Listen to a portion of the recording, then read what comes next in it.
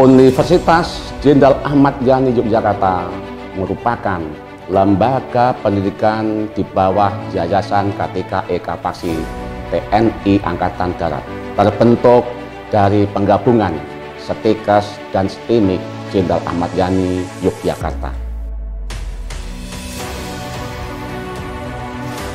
Dari sistem pembelajaran, metode yang digunakan yaitu Student Center Learning, yang mana mahasiswa dituntut aktif dalam proses pembelajaran.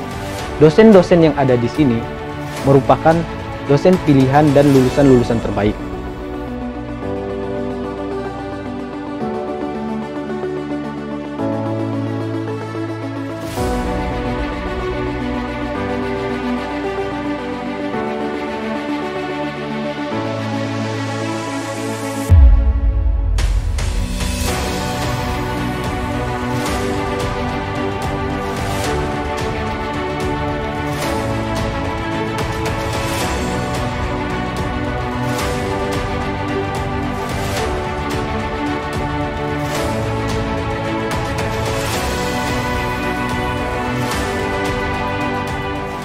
Sebuah kebanggaan bagi kami dapat mendidik dan mempersiapkan para Ahmad Yani muda sebagai generasi penerus kejayaan bangsa Indonesia.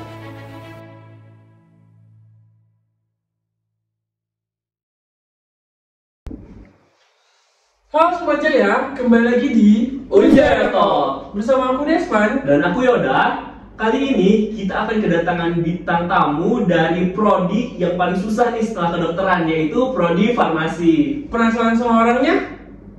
Nah guys, ini dia orangnya. Namanya adalah Karestika, mahasiswa farmasi semester 6 dari Fakultas Kesehatan Universitas Jenderal Ahmad Yani Yogyakarta. Mungkin Karestika bisa memperkenalkan diri dulu ke teman-teman semua.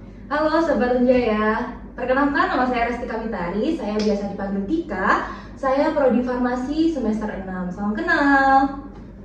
Ya guys, salam kenal ya, ini namanya Karestika yang bakal ngisi podcast kita pada kali ini. Jadi kita di sini akan berbincang-bincang sekitar seluruh problematika menjadi anak farmasi.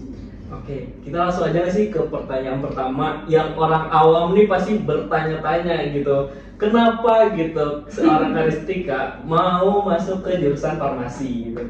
Oke, kenapa ya alasannya masuk ke farmasi? Sebenarnya saya dulu nggak pengen masuk ke farmasi ya, karena waktu itu 2 tahun ngajar kedokteran nggak bisa nih gitu. Terus akhirnya daftarlah di farmasi, dan farmasi Unjaya itu lagi buka di Yogyakarta waktu itu. Jadi saya nyoba-nyoba di situ dan ternyata keterima. Nah itu jadi kayak alasan klasik lah ya masuk farmasi seperti itu. Tapi Karestika sekarang masih gangguan nggak sama kedokteran? Kan sekarang udah semester 6 nih, tapi masih ada nggak sih di dalam hati kayak aduh kedokteran gitu? Iya sih, jelas. Tambah lagi kan selama 2 tahun ya, 2 tahun berjuang banget di kedokteran sampai les jauh-jauh ke Jogja waktu itu 1 tahun lebih ngejar kedokteran, ternyata nggak bisa, tapi cuma bisa di farmasi. Ya gamen jelas lah ya. Tetap masih ada rasa kayak aduh. Iya pengen banget gitu. Sedangkan udah berjuang 2 tahun buat dapetin kedokteran, cuman mungkin jalannya udah rezekinya udah di farmasi. Takdirnya udah beda ya. Takdirnya udah beda. Nah terus kayak pandangan ini ke sebelum gitu menjadi mahasiswa farmasi itu kayak gimana sih gitu? Atau kayak pandangannya farmasi cuma kayak buat racik-racik obat doang atau kayak gimana nih? Oke, sama ya pandangannya. Sebelum masuk farmasi juga mikirnya paling farmasi juga cuma jualan obat gitu. Nah ternyata setelah masuk gak cuma gitu doang gitu loh, ternyata lebih kompleks lagi. Gak cuma ngeracik obat, jualan obat selesai, tapi banyak lagi ilmu-ilmu yang harus kita pelajarin gitu di farmasi. Kayak contohnya kita juga ada belajar ilmu kedokteran juga kalau di farmasi. Obatnya ada bau-bau kedokteran. Iya, tetap ada, karena kan kita selain ngobatin orang juga tahu toh harusnya orang itu tuh gimana sih fisiknya gitu, secara luar dan dalamnya gitu. Dan kenapa Karestika pas aku udah nggak bisa dapetin kedokteran nih, dan kenapa larinya ke farmasi? Kenapa nggak mungkin ke perawatan ya kayak atau ke bidanan gitu?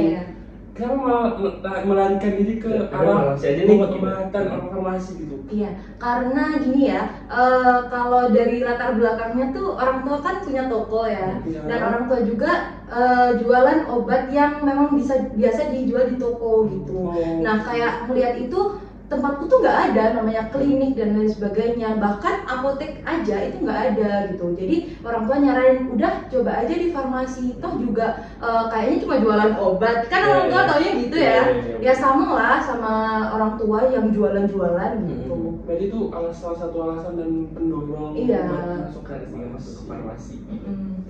Dan sekarang setelah masuk farmasi, pandangannya apa? Kan awalnya pandangannya cuma meracik obat, jual obat dan segala macam. Dan sekarang udah semester 6 yang mungkin sekarang lagi puyeng-puyengnya segala macem. Gimana nih pandangan Karistika setelah masuk farmasi? Ya pandangannya ya nggak jauh-jauh. Kita sama-sama kayak meracik obatnya, tapi di sini lebih kompleks. Kalau di farmasi itu ada kayak kita tuh meracik yang formulasinya gitu, juga ada kayak nyinggung-nyinggung industri tentang obat-obatan kayak gitu. Ya pandangannya masih sama sih, nanti bakal jualan obat gitu.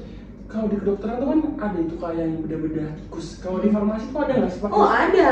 Oh ada ya berarti? Malah banyak banget gitu, sering banget. Tetap ada apa sih, atraksi bukan atraksi ya?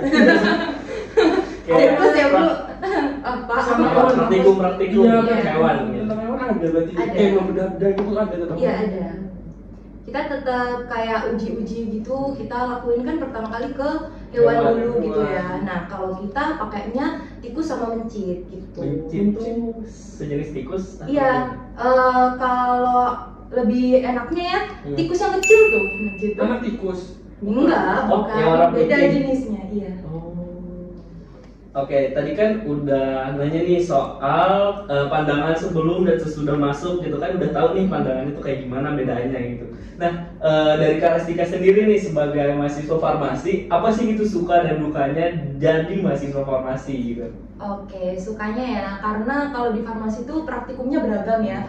Kita tuh bukan cuma meracik doang, kita juga kadang-kadang bedah-bedah hewan gitu, juga praktikumnya itu kayak kadang-kadang ngambil darah dari tikus tuh butuh effort gitu, tapi itu tuh seneng gitu karena kita banyak pengalaman di situ jadinya. Nah kita juga sering kayak apa ya, kerjanya bukan hanya hewan aja tapi sama tumbuh-tumbuhan kayak gitu. Jadi kita beragam gitu loh, walaupun kayak capek tapi di situ seneng gitu untuk praktikumnya.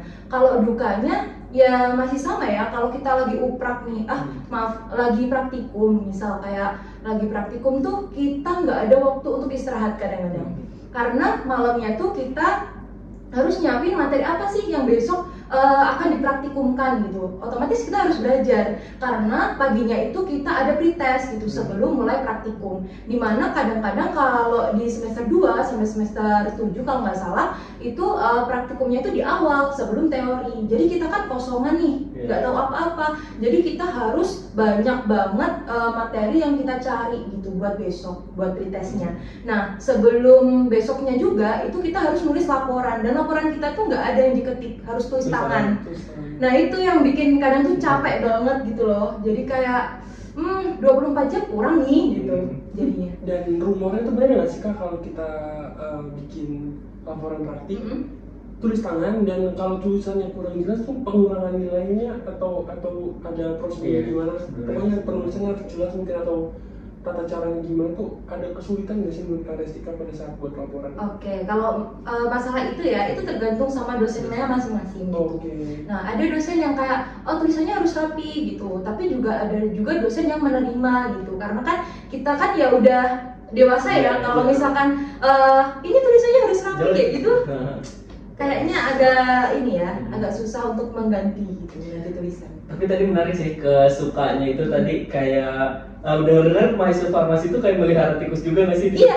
Ya kan kayak seru gitu, terus kayak apa yang ngambil darah dari buntutnya, dari matanya itu kan kayak wah gitu. Nah yang kayak domong itu kan nggak semua mahasiswa tuh kan, beberapa yang fobia tuh sama tikus. Ada nggak sih teman Karistika first time adaptasi sama tikus terus mungkin nggak berani bilang tikus atau fobia sama darah segala macam? Pernah nggak sih ada cerita pas lagi praktik tiba-tiba dia histeris ketakutan sama Oh, iya. atau Karistika sendiri mungkin? Nah, Oh iya. tadi mau jawab, karena saya sendiri takut gitu.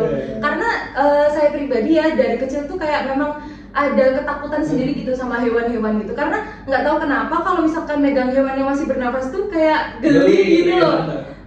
Bahkan kucing aja saya takut gitu. Nah di sini tuh kita malah harus berkutat sama tikus kayak gitu. Nah kadang juga ada masanya kayak gitu juga. Sampai pernah waktu itu kan tikus tuh kadang-kadang kayak apa ya, istilahnya dia tuh nggak mau dipegang, berontak. Nah ada yang gigit juga. Gigit? Iya. Ada teman Karistika atau Karistika yang pernah digigit? Oh teman saya ya. Kalau itu ada yang sampai digigit, sampai tikusnya dilempar, sampai kita harus kejar-kejaran sama tikus di lab, itu pernah. Oh, Iya. seru juga ya.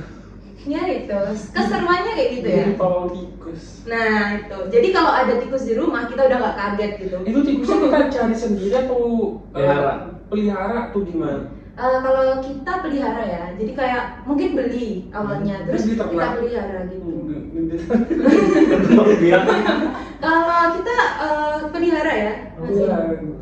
Berarti masih beli di luar terus di sini kayak dipelihara sampai besar Iya. baru dibuat praktikum gitu. Nggak sampai besar juga, kadang-kadang ada yang dibeli itu waktu dia udah besar Besar, gitu, oh. udah siap untuk dipakai gitu. Jadi kita tinggal kayak ngasih makan kayak gitu-gitu aja. Nah, makannya tuh apa Karistika kalau tikus? Kan tikusnya pernah tikus putih nggak sih, bukan tikus? Jam gitu. Iya, tikus putih. Itu makannya apa Kak? Ada makan tikus bentuknya kecil-kecil gitu loh, nggak tahu juga namanya. Oh, itu beli juga berarti? Iya. Atau bikin beli? Beli. Dari pengeluaran sendiri berarti uangnya. Oh enggak, kalau itu udah disiapin dari kampus. Oh, berarti UKT itu semua. Iya, jadi kita udah nggak ada biaya tambahan lagi gitu untuk praktikum dan lain sebagainya gitu. Enaknya di Unjaya gitu ya guys. Udah disediain Iya, gitu. Jadi udah kalau dari dirinya sendiri kayak beli begitu beli apa aja kalau misalnya dari masih farmasinya? Kalau beli kayaknya jarang ya kita beli. Kalau itu kan masalah pribadi ya, persediaan pribadi, kayak contohnya kalau kita mau praktikum di semester awal itu kita ada beli kayak anak timbangan mungkin, terus juga beli sudip kayak gitu yang buat peralatan kita praktikum. Tapi itu ya untuk diri kita sendiri sebenarnya. Jadi pengeluaran anak farmasi itu seberapa gitu lah pas pertama banget gitu dari Karistika ini sendiri nih pas pertama kali masuk jadi mahasiswa farmasi itu banyak banget gak sih gitu yang harus dibeli? Kalau saya ya, mungkin kalau teman-teman ada yang banyak banget. Kalau saya pribadi cuma ngeluarin sekitar 500.000. Ya nggak cuma ya itu 500.000 itu Lumayan ya. untuk alat sama untuk beli buku. Untuk diri sendiri kok itu. Buku farmasi tuh sama kayak buku anak buku nggak sih, kan tebel-tebel gitu atau mungkin atau lebih tebel atau gimana buku anak farmasi? Beragam ya, ada yang tebelnya segini gitu. Kalau sekarang juga semester 6 itu kita fokus ke literatur juga sih memang. Nah itu banyak buku-buku yang tebel-tebel gitu, dan itu ya mungkin sama kayak anak hukum kalau kita banyak bahasa Inggrisnya. Pernah dikasih tau nggak sih Kak, kan kita sekarang udah zamannya ada Microsoft gitu kan. Kenapa sih, pernah nggak sih Karistika bertanya kenapa sih udah ada Microsoft? Kenapa harus tulis tangan gitu? Ada nggak pertanyaan atau Karistika tahu jawabannya gitu kan? Pasti orang-orang awam berpikir kayak, lu ngapain sih capek-capek nulis, kan bisa ketik gitu. Iya. Kalau awal-awal ya, waktu semester awal tuh karena saking capeknya pernah ada kepikiran kayak gitu. Kenapa sih farmasi ini enggak apa ya istilahnya memanfaatkan teknologi yang ada gitu loh. Nah ternyata setelah berjalannya saya kuliah gitu, ada plus minusnya. Plusnya adalah ketika kita sambil menulis gitu, tambah lagi kalau di farmasi kan banyak ya hafalannya harusnya. Nah itu ketika kita melihat, membaca sambil menulis, itu tuh mempercepat kita untuk hafalan gitu. Jadi daya ingatnya tuh lebih nempel gitu loh, daripada kita yang cuma ngetik gitu. Kadang juga ada yang kayak kopas aja gitu. Oh, iya, nah bener, jadi kan bener. kayak nggak dibaca nih gitu. Nah itu mungkin. Kalau nulis kan kita baca dulu baru Iya. dibaca dulu baru disalin. Walaupun itu nyalin ya, nyalin dari mungkin Orang literatur lain. gitu, nyalin dari literatur tapi kan tetap nulis gitu. Berarti itu ya dibalik Iya. kenapa tetap tulis tangan. Malah juga praktikumnya tuh nggak cuma 1-2, banyak banget kan. Aku juga punya teman farmasi namanya, aduh ngelaprak nih katanya, bener-bener Setiap hari laprak terus ini sih. Ada juga waktunya kayak gitu. Kalau laprak itu kita dipisahin sama teori gitu. Jadi nggak campur. Kadang laprak terus besoknya teori enggak. Jadi kayak ada misal 2 minggu nih praktikum dulu gitu. 2 minggu praktikum dulu. Terus setelah itu sisanya kita teori gitu. Cuma kadang-kadang lapraknya memang ngikut yang waktu teori itu. Karena kan kadang di ACC dosennya kan berbeda-beda gitu. Ini kan Karistika udah semester 6 nih. Apa ya, waktu tidur tersingkat selama jadi mahasiswa farmasi itu berapa jam?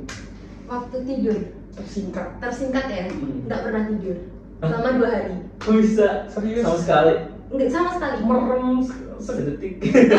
Mungkin kalau merem gini iya kali ya gitu. Iya.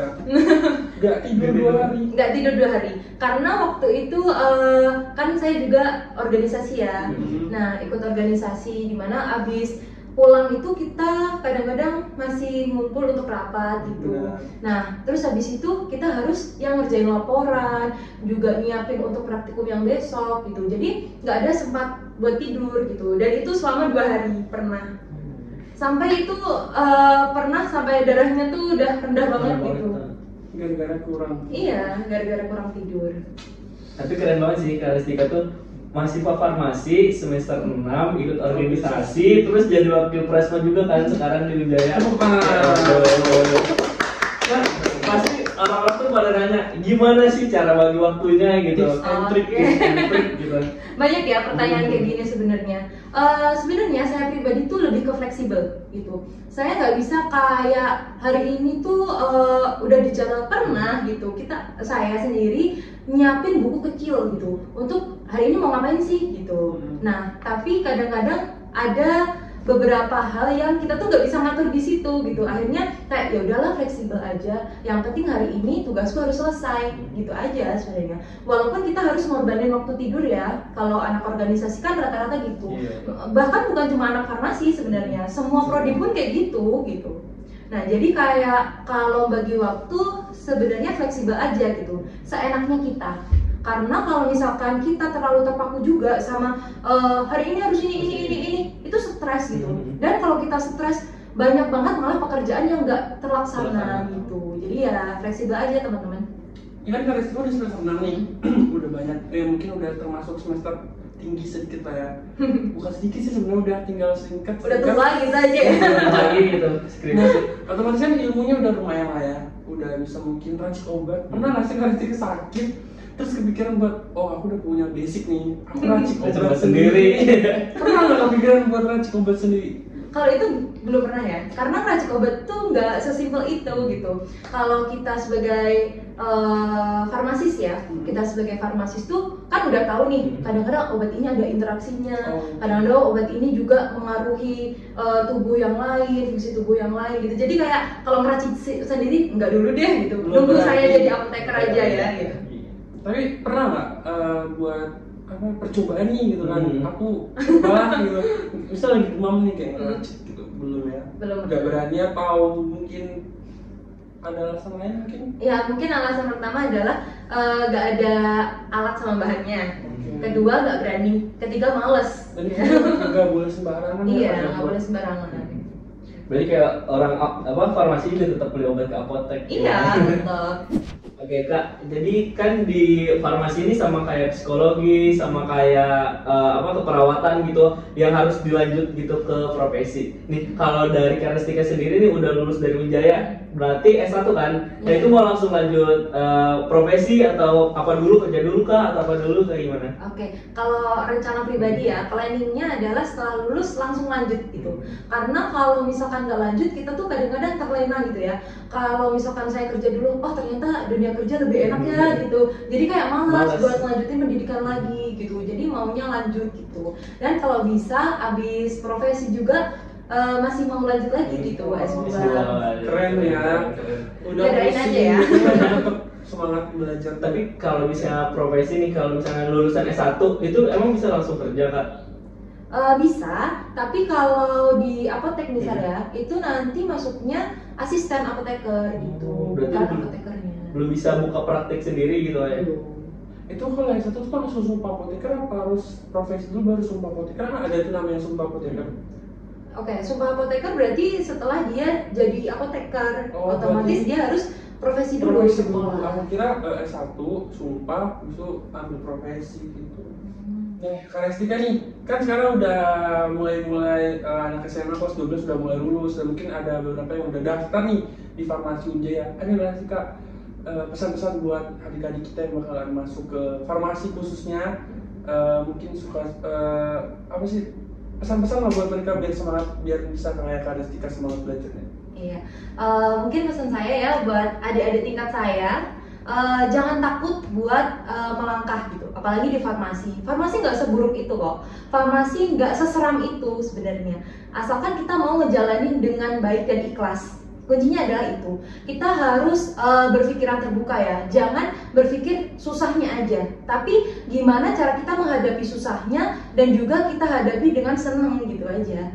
Dan ingat juga ya kayak apa sih tujuan kita buat masuk farmasi? Kalau kita udah lelah, oke aku harus jadi apoteker nih biar semangat lagi. Nah betul. Ingat lagi ke tujuan awalnya Tujuan mau apa awal. gitu.